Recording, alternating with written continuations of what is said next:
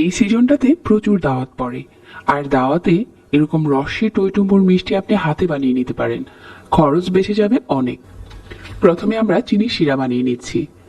একটা প্যানে নিয়ে নিচ্ছি 2 কাপ চিনি, সাথে পানি দিয়ে দিচ্ছি 2 কাপ। পানিটা কাপ দিয়ে মেপে দিতে হবে, তাহলে শিরাটা একদম পারফেক্ট হবে। তারপর এখানে দিয়ে দিচ্ছি এলাচ, 3টার মতো এলাচ দিয়ে দিলাম। মিডিয়াম আঁচে শিরাটাকে ফুটিয়ে নিচ্ছি। তো শিরাটা যখন কিছুটা ঘন হয়ে গেছে, এটা চুলা থেকে নামিয়ে একটা সাইডে রেখে দিচ্ছি। এখন একটা প্যানে নিয়ে নিচ্ছি 2 টেবিল চামচ ঘি আর 1 কাপ সুজি দিয়ে দিলাম। চুলার আঁচ একদম কমিয়ে সময় নিয়ে ধৈর্য সহকারে এই সুজিটা ভাজতে হবে। সুজিটা এমন করে ভাজতে হবে এটা পুড়া যাবে না, শুধু কালার চেঞ্জ হবে। তো এভাবে করে মিডিয়াম আঁচে সুজিটা ভেজে নেওয়ার পর এখানে 1 কাপ পানি দিয়ে দিচ্ছি। পানিটা দেওয়ার পর এভাবে করে নাড়তে থাকবো, আর এই মিশ্রণটা ঘন হতে থাকবে। তো এভাবে করে নেড়ে চেড়ে প্যান থেকে এখন নামিয়ে নিচ্ছি। একটা প্লেটে নিয়ে নিলাম। সাথে দিয়ে দিচ্ছি 1/2 চা চামচ বেকিং পাউডার আর 2 চা চামচ দিয়ে দিচ্ছি গুঁড়া দুধ।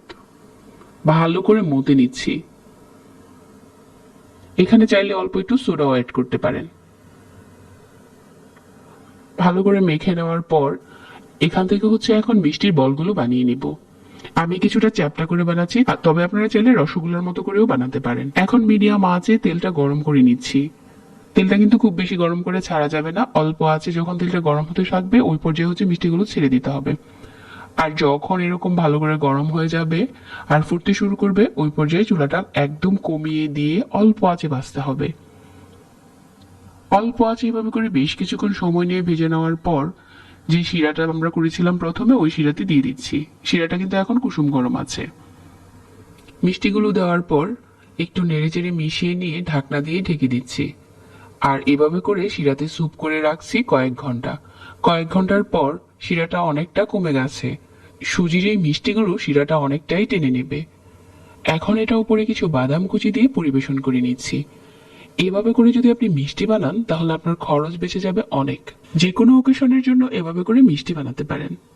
আর এই মিষ্টিটা খেতে কিন্তু সফট হয়েছিল অনেক। আজকের এই সুজির মিষ্টি ভালো লেগে থাকলে পেজ ফলো করে রাখবেন। সবাইকে ধন্যবাদ জানাচ্ছি। আজকে এখানে বিদায় নিচ্ছি। আল্লাহ হাফেজ।